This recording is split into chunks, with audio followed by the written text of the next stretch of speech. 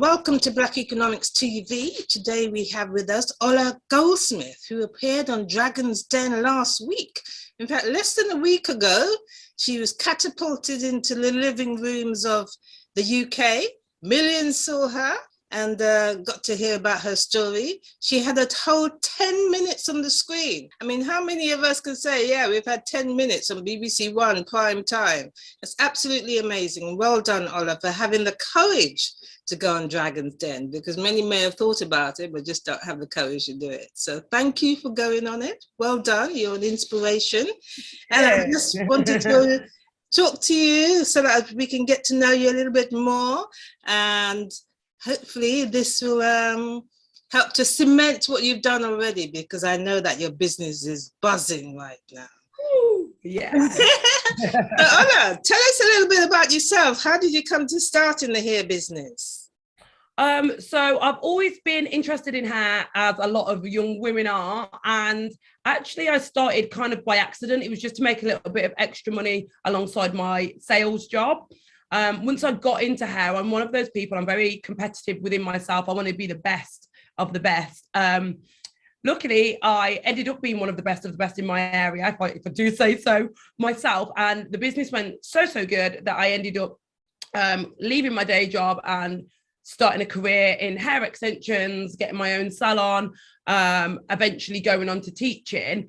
And then before Naked Weave came about, I was teaching just the standard methods. Then when I had my children, I needed to work less hours but make the same money, because obviously you want to provide the best start for your children and you don't want to have to compromise both. So I just thought, okay, one of the quickest methods that I do are weaves, but a lot of my customers, all from different multi-ethnicities, were put off by weaves. They thought they were for certain people and they thought they were not very discreet. So I thought, well, that's not true. So what I did is I worked on the method and I changed it so that it was more open to everybody and that it was more discreet and people had less excuses not to have a weave. And for me, as a business, from a business point of view, they were more profitable because they were quicker to fit than strand by strand individuals. So I just literally changed the game and made them more discreet so that more people would be interested in them and I could make more money in less time. So everyone's a winner. They get discreet hair extensions and I get to work hard and make better profits. Okay, well, that's interesting, because it sounds to me that there's two sides of the business. Then you were doing extensions and then you were training other people how to do extensions. That's right, yeah. Oh, so do you still do extensions? Yeah, I've still got my own salon. So I've got a salon in my hometown in Nuneaton. Quite a busy salon, quite a successful salon. It's literally my dream salon. So I still literally work there on a weekly basis. I love it. Okay, well, you need to open one in all of the cities around the UK. Everybody said that, but you know what? I'm such a control freak and I just don't feel like I'd have enough time to be in the salons all the time, but never say never. Yeah, London's calling, Birmingham, Bristol, Liverpool. We're very close to Birmingham, so we get a lot of people travel from Birmingham area. But still, people do travel from all over the country. So I think that must be doing all right. I have people that come from like London, Berkshire, Manchester.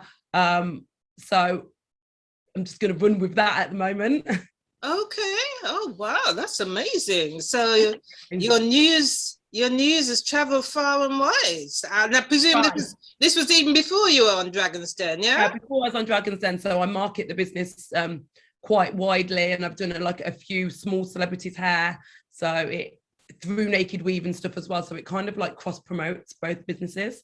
Oh wow, that's fantastic. Well done. So what made you decide to go on Dragon's Den?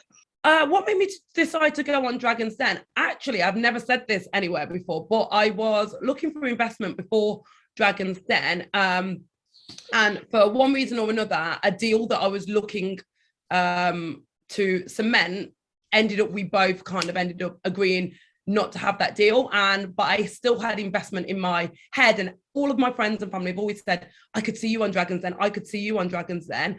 And you know what? I thought, why not? I was like, I'm not 100% sure, but if you wait till you're 100% sure to do anything, you won't do half of the things in your life. So I was like, I'm 70% sure, so I'm just going to go for it.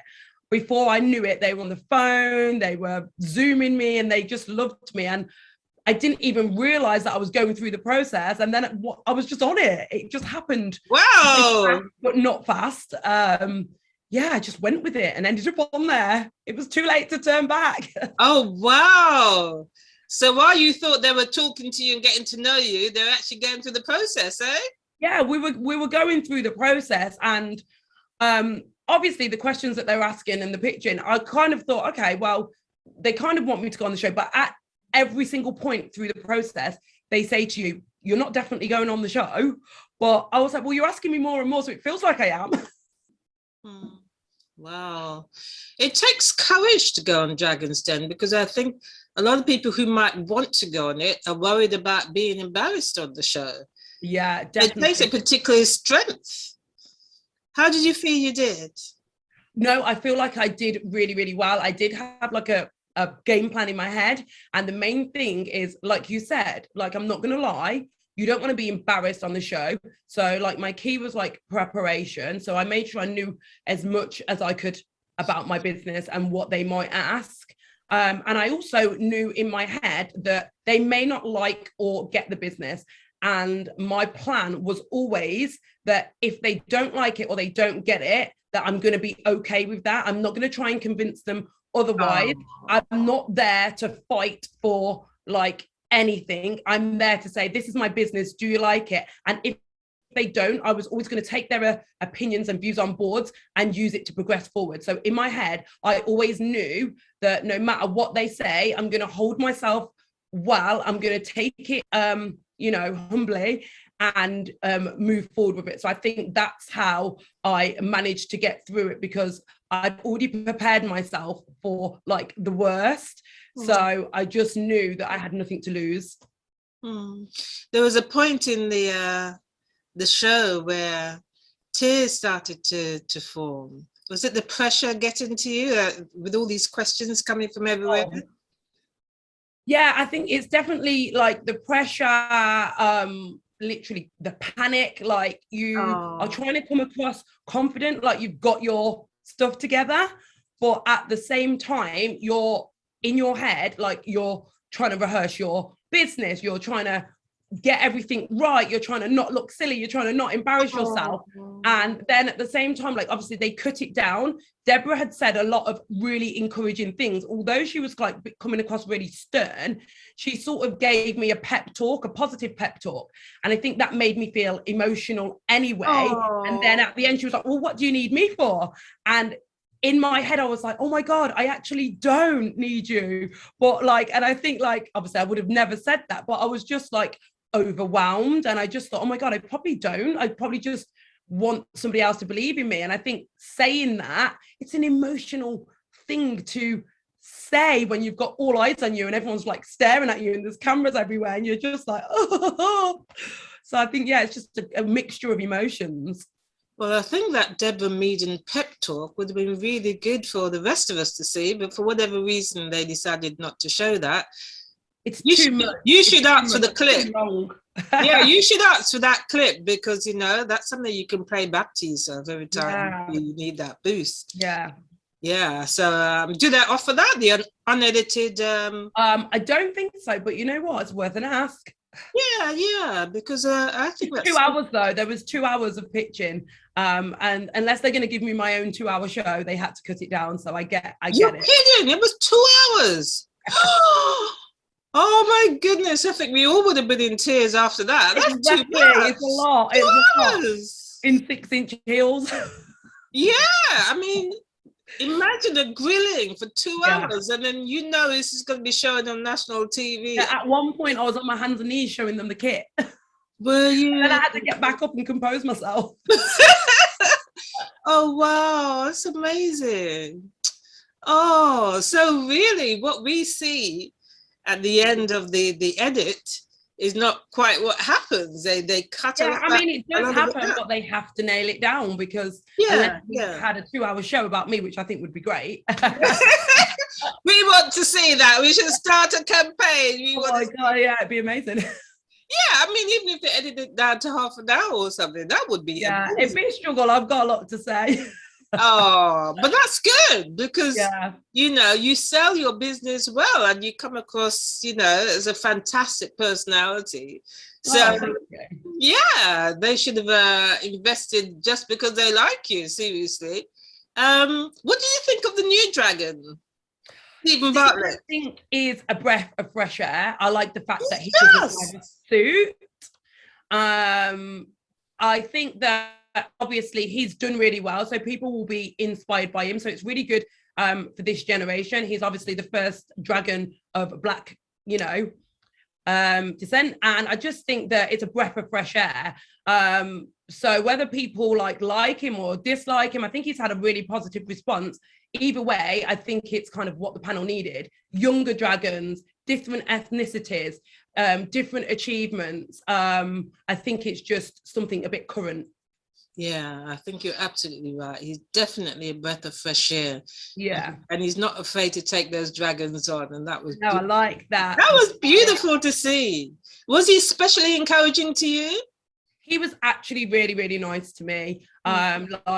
There's little bits in between filming, he said to me, you're fine, don't worry. They were all, none of them were particularly unkind to me. Obviously it's entertainment and they have to make it look a tiny little bit he did, and it was petrifying, but I wouldn't say that any of them were unkind to me. Okay. I was really lucky, because I've seen them say some horrific things to me. Yes, it's true. Yeah, over the years, definitely. Gosh. So in terms of your thoughts before you went on the den, usually people say, I want to have Peter Jones, or I want to have such and such. Did you have a name in mind in terms of who you wanted? See, for me, it was always about, I'm in a niche, so it was always about whoever said to me, the most important thing for me is for them to say, I get your business and I believe in you and let's do this together. If and when none of them said that, I'm out myself. If you're not passionate about my business, I can't work with you anyway. We both have to have something that's some fire.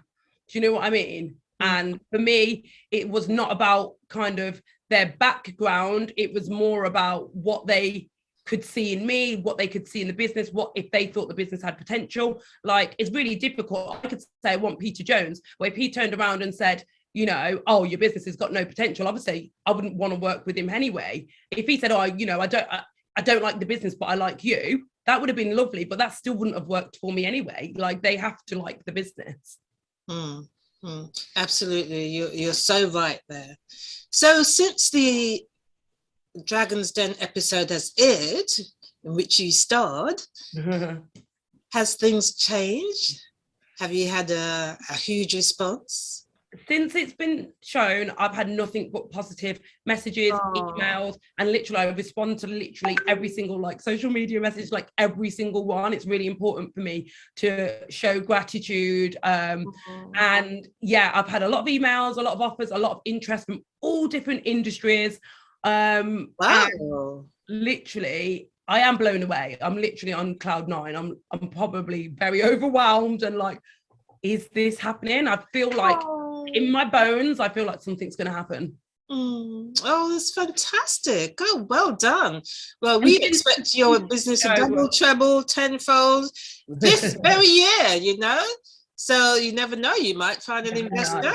You might be able to open branches in London, Birmingham, or wherever. Yeah.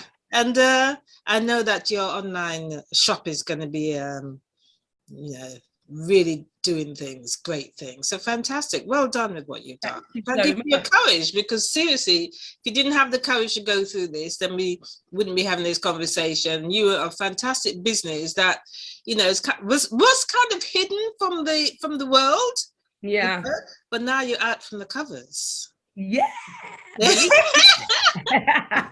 Okay. So are you looking also at maybe doing international trade as well?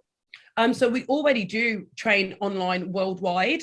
But it would be nice to do more of that as we grow. Yeah, we don't actually market worldwide, but somehow they find us from America, Australia, Belgium, like all sorts of places. We've had orders from lots of different countries. So it's really exciting. Wow, that's fantastic. Oh my goodness. Well, I just want to say well done. Congratulations. I know that, you know, within a year's time, you'll be off the scale. You probably won't have time to talk to us, but I'm glad we got in there early. I'll always have time to talk to you. Oh, that's so sweet. Thank you for what you're doing. You're really encouraging. Thank you for having me on, and thank you for like listening. It's a pleasure. Thank you so much, Ola. Thank you.